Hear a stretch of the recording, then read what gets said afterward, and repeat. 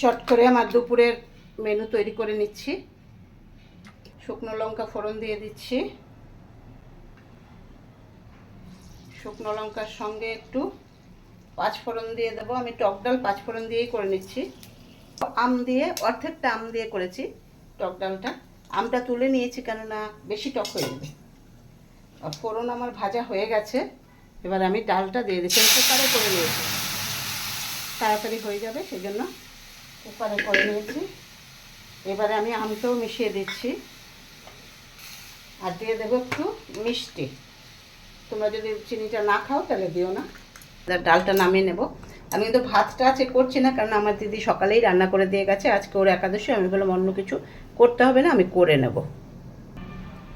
এবারে সরষের তেল দিয়ে দিচ্ছি। এটার মধ্যে আলু পেঁয়াজ ভাজা করে নেব। আমি প্রথমে একটু কালো জিরে ফোড়ন দিয়ে দিচ্ছি। আলু পেঁয়াজ ভাজাতে সবাই তো কালো জিরে খায় না, তোমরা না খেলে না দেবে। কালো জিরে ফোড়ন দিয়ে দিলাম, আলুগুলোকে দিয়ে দিলাম, একটু নুন দিয়ে দিলাম, একটু হলুদ দিয়ে দিলাম।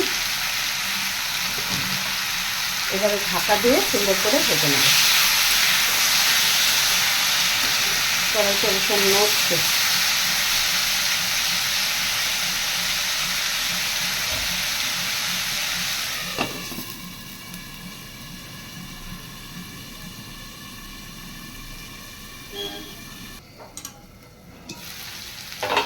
দেখো এই অবস্থায় আমি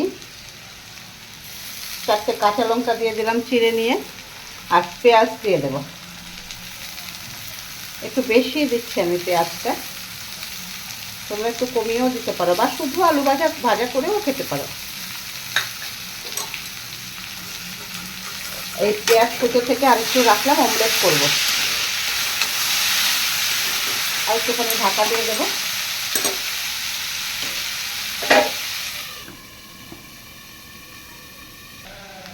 দেখো আমার প্রায় হয়ে গেছে আলু পেঁয়াজ ভাজা, নামিয়ে নেব। আর অমলেটটা এর মধ্যেই করে নেবো, এই তেলের মধ্যেই আমি অমলেটটা করে নেব। এই কড়াইতেই করে ফেলবো একটা অমলেট। কালো জিরে নয়, পেঁয়াজ কাঁচা লঙ্কা দিয়ে অমলেট করি। দুপুরের মেনু রেডি।